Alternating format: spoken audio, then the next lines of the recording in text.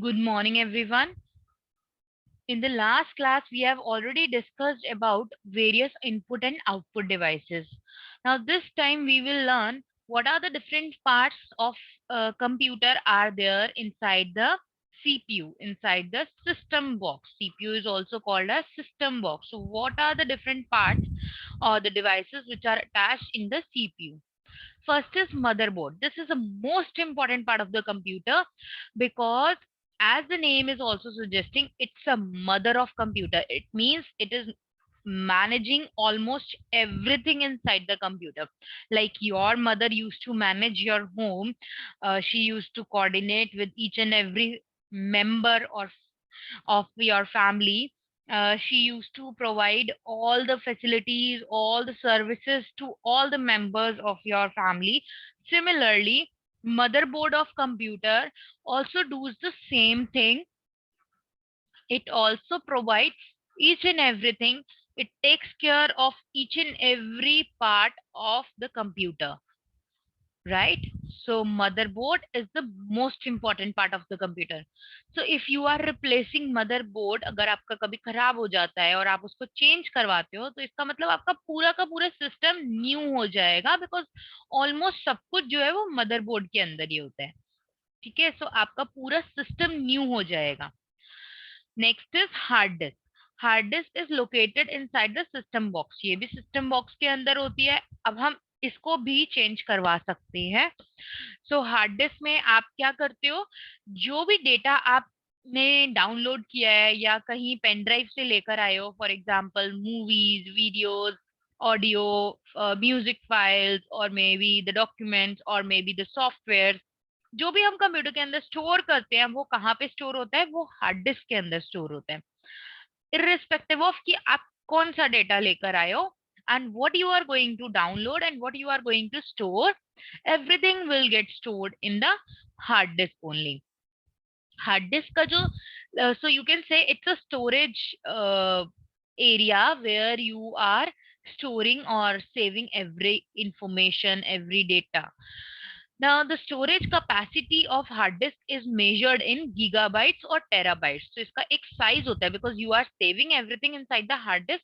इसका एक size होता है, so which can be measured in gigabyte or terabyte. Now, what is gigabyte and terabyte? Like this is the hard disk, C, D, and I have three divisions in my hard disk: C drive, D drive, and E drive. So all the drives are having maximum size in GB only. So like in C drive, I can store up to 146 GB.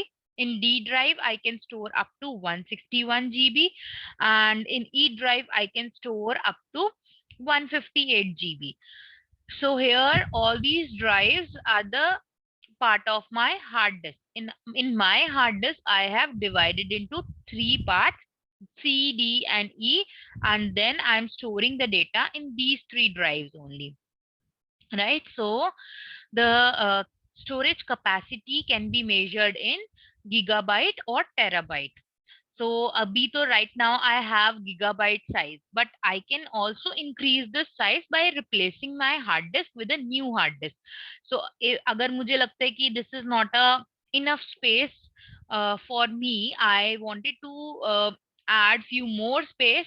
I can either purchase an external hard disk. आजकल external hard disk भी आती हैं, which is not fitted inside the CPU box or system box. आप उसको बाहर से pen drive की तरह इंसर्ट कर सकते हो, and you can store your data over there also, and you can carry it easily anywhere. ठीक है, बट ये सिस्टम के अंदर भी होती है और बाहर भी होती है. बाहर वाली को एक्सटर्नल हार्ड डिस्क बोलते हैं. तो आप इंटरनल हार्ड डिस्क जो होती है, जो सिस्टम के अंदर होती है, उसका भी साइज इंक्रीज करवा सकते हो, उसको चेंज करवा के. तो you can purchase a new hard disk of size terabyte, right? उसका बिगर साइज हो जाएगा, then you can store more data also. Next is CD and DVD drives. CD stands for compact disk, which can store up to 700 MB of data, not more than that. And DVD stands for digital versatile disk, which can store uh, 4 times the data which can be stored in CD. तो CDs का 4 times हम data हम DVD में store कर सकते हैं, and we can also store videos, movies, everything inside the DVD, but that can not be stored in CD. Both the drives works with laser light. तो आप उसमें राइट करने के लिए, कंप्यूटर का सीडी और डीवीडी में राइट करने के लिए या उसको रीड करने के लिए कौन सी लाइट यूज करता है? लेजर बीम को यूज करता है for reading and writing in the CDs. Next is now power supply. Power supply क्या होता है? जहां से कंप्यूटर को करंट मिलता है, जहां से कंप्यूटर को इलेक्ट्रिसिटी का सप्लाई मिलता है. This part is called as power supply unit. This device is fitted inside the system box and supply the power to your whole computer. Computer के जितने भी पार्ट्स है सबको पावर पहुंचाना, सबको इलेक्ट्रिसिटी पहुंचाना, this is the function of power supply. Next is micro processor chip. Micro processor chip एक ये छोटी सी चिप होती है जिसके अंदर सारी की सारी इंस्ट्रक्शंस लिखी होती है. कंप्यूटर क्या काम करेगा, कैसे करेगा, कब करेगा, कैसे ऑन होगा, कैसे ऑफ होगा, ये सारी की सारी इंस्ट्रक्शंस जो है ये एक छोटी सी चिप के अंदर लिखी होती है. और ये डिफरेंट कंपनीज की होती है. और सबसे कॉमन और सबसे पॉपुलर जो है वो इंटेल की होती है. The microprocessor most commonly called as central processing unit. और हम इस छोटी सी चिप को ही हम सीपीयू कहते हैं. जो बड़ा सा बॉक्स है ना, जिसको आप मोस्टली हम कहते हैं कि ये सीपीयू है, वो सिर्फ एक बॉक्स होता है. अगर उसके अंदर ये चिप नहीं होगी तो it will be nothing, it will be just an iron box, right? So उसके अंदर ये चिप होनी कंपलसरी है, एंड इसी को हम मेनली सीपीयू कहते हैं, जिसकी वजह से सारी की सारी वर्किंग कंप्यूटर की पॉसिबल है. अगर ये चिप नहीं होगी तो computer will not do anything. So this chip is fitted on the motherboard. ये चिप कहाँ पे लगी होती है? ये मदरबोर्ड के ऊपर लगी होती है. This is the brain of computer. तो सारा का सारा जो ब्रेन है कंप्यूटर का वो इस छोटी सी चिप पे है. Next is now memory unit. Memory unit, this part of CPU stores information or data permanently or temporarily while working on the computer. अब कंप्यूटर की जो मेमोरी होती है ना, this is divided into two different parts, primary memory and secondary memory. Memory का क्या काम होता है? मेमोरी हमारा डेटा इंफॉर्मेशन, हमारी मेमोरी क्या करती है? जो भी हम क्लास में पढ़ते हैं उसको लर्न करती है, उसको रिमेम्बर करती है, उसको हम अपने मेमोरी के अंदर स्टोर कर सकते हैं. Similarly computer also use to do it in the same way. ठीक है, बट कंप्यूटर की जो मेमोरी होती है ना, it is divided into two parts, primary memory and secondary memory. Primary memory और सेकेंडरी मेमोरी में क्या डिफरेंस होता है? प्राइमरी मेमोरी जो होती है ना वो इनबिल्ट मेमोरी होती है, मतलब वो कंप्यूटर के अंदर यानी कि मदरबोर्ड के साथ ही अटैच होती है. जो सीपीयू का जो बॉक्स होता है, जो सिस्टम का जो बॉक्स होता है, उसके अंदर अटैच होती है मदरबोर्ड के साथ. लेकिन सेकेंडरी स्टोरेज डिवाइसेस ऐसी डिवाइसेस होती है जिनको आप एक्सटर्नली लगाते हो और हट रिमूव भी कर सकते हो, अटैच भी कर सकते हो. It is totally up to you how you want to use it. Primary is an inbuilt memory of computer and forms the part of CPU. It stores the data or instructions currently used by the computer. और primary memory में और secondary memory में एक और difference भी है. Primary memory के अंदर वो डेटा स्टोर होता है जो कंप्यूटर को रिक्वायर्ड है अपनी प्रोसेसिंग के लिए. यानी कि कंप्यूटर को ऑन होना आना चाहिए, ऑफ होना आना चाहिए, कंप्यूटर को ये पता होना चाहिए if somebody will do right click तब क्या काम करना है, if somebody will do left click तो क्या काम करना है, how to open a folder, how to close a folder, how to open a file, how to close a file. ये सारी चीजें जो है कंप्यूटर की मेमोरी में कहीं ना कहीं सेव होती है.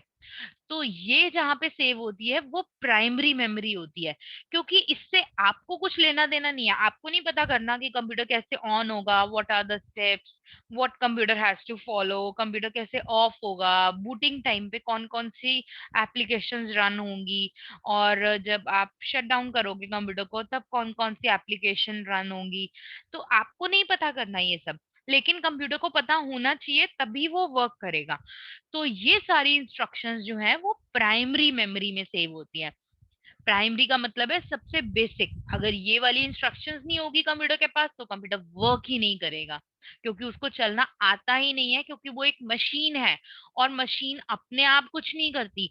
मशीन को जो हम सिखाते हैं वो वही काम करती है।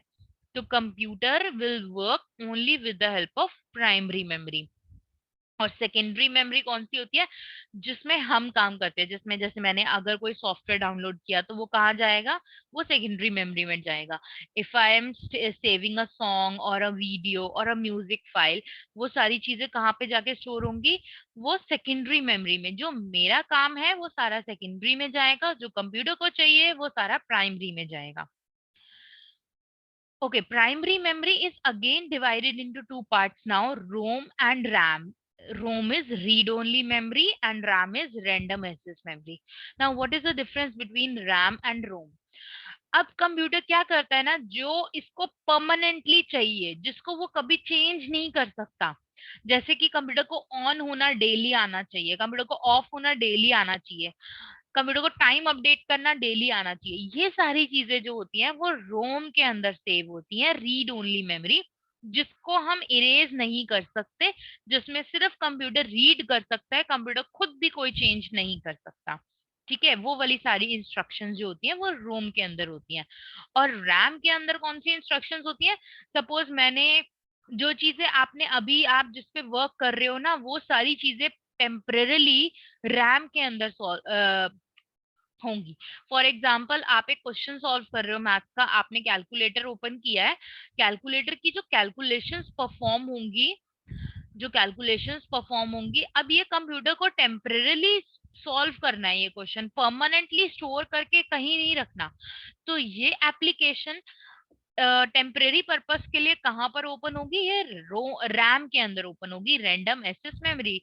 इसके अंदर क्या होता है, जैसे इलेक्ट्रिसिटी चली जाती है सारा का सारा डेटा लॉस्ट हो जाता है। तो ये कुछ भी परमानेंटली नहीं रखता है। जो जो एप्लीकेशंस आप यूज कर रहे होते हो करंटली, वो सारी रैम में होती है। तो इसलिए कहते हैं कि अगर आपके फोन की या कंप्यूटर की रैम अच्छी होगी तो आपकी कंप्यूटर की स्पीड अच्छी हो जाएगी। स्पीड कैसे अच्छी हो जाएगी? क्योंकि आप बहुत सारी एप्लीकेशंस को एक साथ रन कर पाओगे, आप उनको यूज कर पाओगे और उनकी प्रोसेसिंग भी बहुत फास्ट हो जाएगी। Secondary storage devices I already explain you कि इसमें हमारे पास hard disk, pen drive, CD, DVD आती है, जिसमें आप अपना डेटा स्टोर करते हो। ठीक है, so we have already learned about what is hard disk. Hard disk is basically used to store everything which belongs to you. और ये हार्ड डिस्क कहाँ पर होती है? ये सिस्टम बॉक्स के, सीपीयू का जो बॉक्स होता है उसके अंदर होती है। और इसका size also we have already discussed, इसका साइज जो होता है वो जीबी या टीबी में होता है। कॉम्पैक्ट डिस्क क्या होती है? सीडी। सीडी के अंदर CD is like a storage media where you can store the recording with the help of laser light. It can store audio, video, text, but it can store only up to 700 MB of data. This is reliable media for data backup and data transfer. आपने किसी को एक music file देनी है या आपने project बना के अपनी टीचर को देना है, तो you can give it in series. DVDs का जो साइज होता है वो 4 टाइम्स होता है। It also use to do the same thing, इसके अंदर हम ऑडियो वीडियो सब कुछ सेव कर सकते हैं, but the size is even more than 6 times as compare to CD. CD से बहुत बड़ा, मतलब साइज वैसे बड़ा नहीं होता, देखने में बड़ा नहीं होता, but it can store 6 times more data than a CD. USB flash drive, USB, और इसको हम पेन ड्राइव भी बोलते हैं। यूएसबी फ्लैश ड्राइव को आजकल everybody is using this device. तो इसमें क्या होता है, इसके अंदर आप easily, because it is easier to use, आप अपनी पेन ड्राइव को यूएसबी पोर्ट में इंसर्ट करते हो and you can directly transfer the data without without any problem. You will be easily you can easily transfer the data from your computer to pen drive and from pen drive to computer. इसका जो size होता है बहुत बड़ा भी होता है, बहुत छोटा भी होता है। तो जो मैक्सिमम साइज होता है वो 4 TB का होता है, और इससे छोटा तो 2 GB की भी पेन ड्राइव आती है। ठीक है, और मैक्सिमम जो है वो 4 TB तक की पेन ड्राइव आती हैं। ठीक है, इसके अंदर हम डेटा डिलीट भी कर सकते हैं, ऐड भी कर सकते हैं, So they are removable and rewritable, right? आप उसको बार बार डिलीट करके बार बार कुछ और भी स्टोर कर सकते हो. Next is now cloud storage. Cloud storage क्या होता है? अब क्या होता है, कई बार हम डेटा अपनी पेन ड्राइव में नहीं स्टोर करना चाहते, सीडी में नहीं करना चाहते, डीवीडी में भी नहीं करना चाहते, बिकॉज ये सारी चीजें जो है ना खो जाती हैं, मिसप्लेस हो जाती हैं. But if something is very important to me, तो where should I save that data? उसको कहाँ सेव करें? उसको हम क्या करते हैं, क्लाउड स्टोरेज पे सेव करते हैं. क्लाउड स्टोरेज क्या होता है? ऑनलाइन स्टोरेज स्पेस होता है जो आपको इंटरनेट सर्विस प्रोवाइडर से मिलता है, जैसे कि जीमेल आपको प्रोवाइड करता है. If you are having a Google account, तो आपको 15 GB तक का स्टोरेज स्पेस फ्री मिलता है जीमेल अकाउंट के साथ. You can store all your important documents over there. इसका बेनिफिट क्या है? इसका बेनिफिट ये है कि आप उसको कभी भी कहीं भी एक्सेस कर सकते हो. फॉर एग्जाम्पल, आप एक मीटिंग के लिए गए हो या फिर आप अपने स्कूल में गए हो and you have to show your project to your teacher, but you forgot to bring your pen drive over there. So in that case, how can we show the project to the teacher? We can just log in. अगर आपने उसको cloud storage पे store किया था, save किया था, तो आप अपना ईमेल आईडी और पासवर्ड एंटर करोगे and you can show your project directly using internet. ठीक है? So it's type a traditional local storage hard disk, और ये बिहेव करती है जैसे आपकी हार्ड डिस्क होती है उसी की तरह. आप मतलब use it's look like that only, and it's a effective method of taking backups and sharing data with others, right? Next is supporting devices. Now supporting devices कौन सी होती हैं? There are two supporting devices, UPS and modem. ये जरूरी नहीं है, it's not a part of computer, it's not compulsory to attach these two devices, but still अगर आपके पास होगी तो it will be good for you. UPS क्या करता है? Uninterrupted power supply. देखो क्या होता है, हमारे घर में ना बहुत बार इलेक्ट्रिसिटी फ्लक्चुएट करती है. कभी पावर ज्यादा आती है, कभी कम आती है, कभी फिर ज्यादा आती है, कभी कम आती है, और कभी कभी बीच में इलेक्ट्रिसिटी चली भी जाती है. तो इस केस में कंप्यूटर आपका खराब हो सकता है, उसकी हार्ड डिस्क खराब हो सकती है. जब सडनली कंप्यूटर बंद हो जाएगा without proper shutting it down, अगर आपका कंप्यूटर बंद हो जाता है तो उस केस में कंप्यूटर जो है उसकी हार्ड डिस्क क्रैश हो सकती है. तो उस चीज से सेव करने के लिए कंप्यूटर को वी यूजेस यूपीएस, जिसका नेम होता है अनइंटरप्टेड पावर सप्लाई. ये क्या करता है? ये आपको कॉन्टिन्यूस पावर सप्लाई प्रोवाइड करता है विदाउट फ्लक्चुएशन. इलेक्ट्रिसिटी की कोई फ्लक्चुएशन होती है तो वो आपके कंप्यूटर पे उसका इफेक्ट नहीं होता, और अगर इलेक्ट्रिसिटी चली भी जाती है then also you can work upon computer for maximum half an hour. Half an hour से ज्यादा वर्क नहीं करते हैं. It depends upon the UPS, आपकी कौन सी कंपनी का है और कितना इफेक्टिव है. बट हाफ एन आवर से ज्यादा कोई यूपीएस वर्क नहीं करता है. तो वो यूपीएस आपको इलेक्ट्रिसिटी प्रोवाइड करता है थोड़ी देर के लिए. तो उस टाइम पे आपको पता है कि electricity is gone now, so you can just save your data and properly you can shut down the system. तो आपके पास इतना टाइम होता है कि आप उसको प्रॉपरली शट डाउन कर सको. Next is modem. अब मॉडम जो है, if you want to connect your system with the internet then only you will use modem, otherwise there is no use. अगर आपको इंटरनेट नहीं यूज करना, आपको सिर्फ कंप्यूटर यूज करना है, तो you can easily use the computer. but modem किस लिए चाहिए? if you want to connect your computer with the internet, then you requires modem. A modem is a device which allow the computer to transfer data through telephone line to another computer. Telephone lines के through होता है ये. जो wires होती हैं वो telephone lines वाली wires होती हैं इंटरनेट की. it is an essential part that connects computer to the internet. If you want to connect your computer to the internet, then this is the most important part, because without modem you cannot connect your computer with the internet. So here the chapter ends. In the next class we will be doing the exercise of this chapter.